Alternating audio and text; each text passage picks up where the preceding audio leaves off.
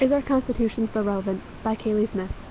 The Constitution was designed as a means of unifying the country under a strengthened national government through resolute laws. It was meant to replace the weakness felt by the government under the Articles of Confederation by ensuring protected rights to all citizens for both foreign and domestic offenders.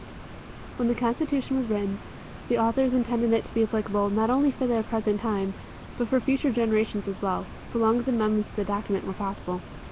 Within the Constitution, the very framework for our government divisions are detailed, including the legislative, executive, and judicial branches, as well as their specific responsibilities. Each of these branches follow the original purposes and structure of their creation articulated by Articles 1, 2, and 3. Article 1 gives the divisions of the legislature its specific powers and also its limits. The powers granted to this branch, such as the ability to establish and maintain an army and navy, to create laws, and to raise money, are all executed today. One of the most important inclusions in this section, as it relates to the Constitution still being relevant, is the Necessary and Proper Clause, better known as the Elastic Clause. This grants powers to the legislature not expressed in the Constitution and aids the branch in passing laws necessary for the carrying out of their enumerated powers. This is also why the Constitution is considered a living document, as it is able to adapt to our changing society by applying the Elastic Clause to new laws regarding advancements in technology throughout the years. Some of these new laws have included internet patrolling and bullying. The second article established the executive branch, detailing the elections of the president and vice president as well as their powers.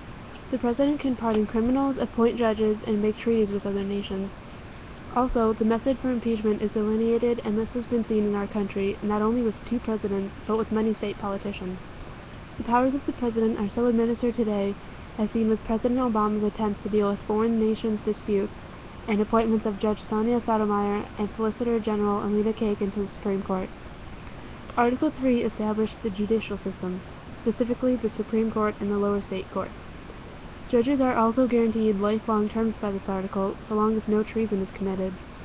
The most essential facet of this article is the assurance of a trial by jury. This has always been guaranteed to criminals as a method of providing a fair and unbiased trial.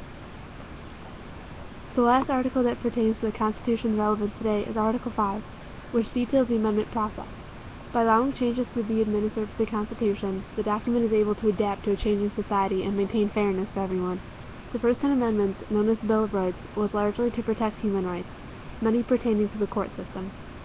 The following amendments arose over many years, the most recent being the 27th in 1992, and perpetuated the idea of a government adjusting to its society's needs. With the Constitution being such an aged document, some people may wonder if it is even relevant in today's society. If people would take the time to examine it closely, they would see how much of an influence it has on our government system. The Constitution dictates how our government is organized, to whom specific powers are given, and how our laws can adapt to new advancements not seen by our forefathers. Only with the Constitution in place has our country's government been able to function as well as it has, for without it, we wouldn't have a working government at all.